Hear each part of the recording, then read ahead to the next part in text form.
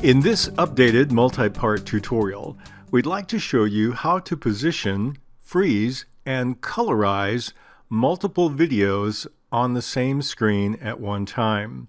I call this the Wild Wild West effect after a 1960s American TV show that used this process when it came to their transitions. Let me show you a short clip of what the finished product may look like, and then we'll show you the techniques to create it.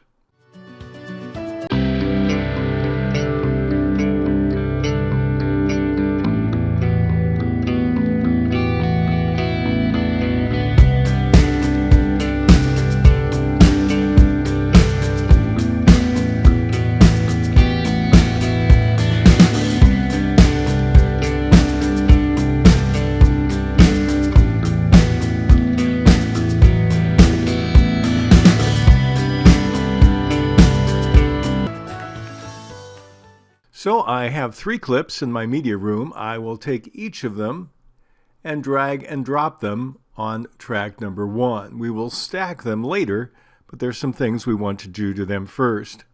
For the sake of this tutorial, I'm going to quickly shorten each of them and get back to you. Normally you won't shorten your clips like I did, but I made each of these 10 seconds long so that the finished product will not be too long to view. What we want to do is have each of these 3 videos share the screen.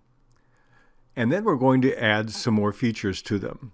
First thing I want to do is right-click anywhere in my preview window, click on Grid Lines, and choose a 2x2.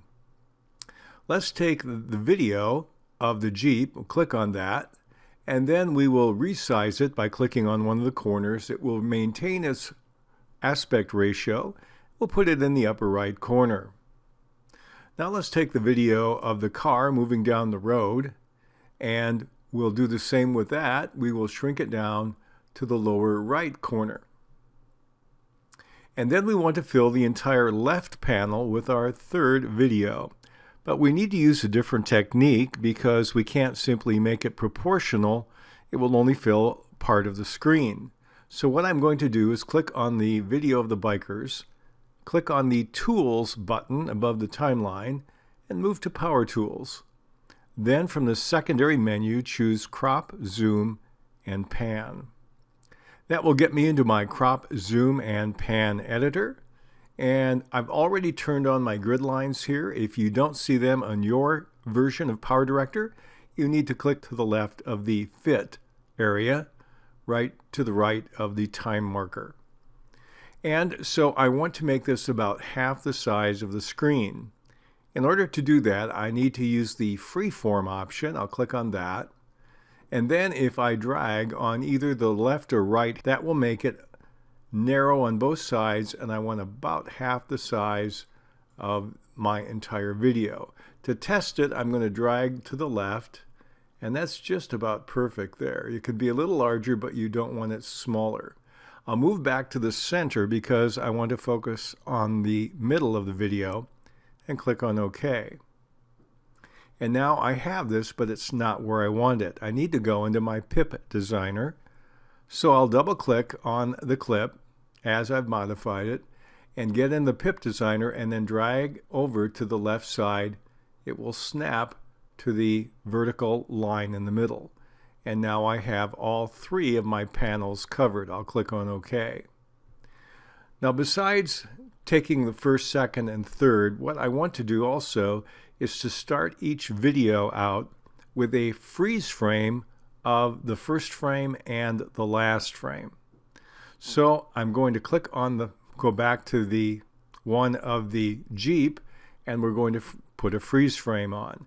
But I want to control the duration. For the sake of this tutorial, to make it quick, I want all my freeze frames to be 3 seconds long. So we'll click at the very top on Settings, and then we'll choose our Editing option, the second one down, and here's where the image file duration controls it. I'll drag over the 5, type in the number 3, and press Enter.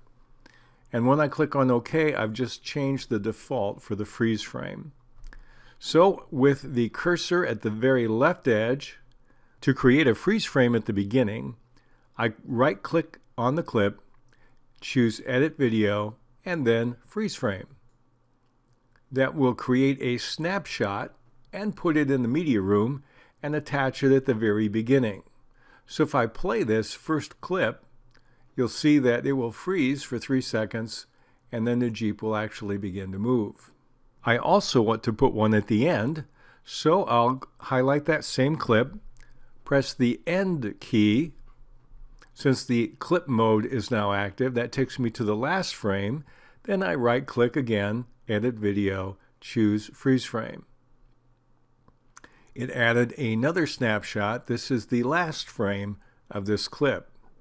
Now likewise, I'm going to do the same technique to the middle clip. I highlight it, right-click, Edit Video, and Freeze Frame.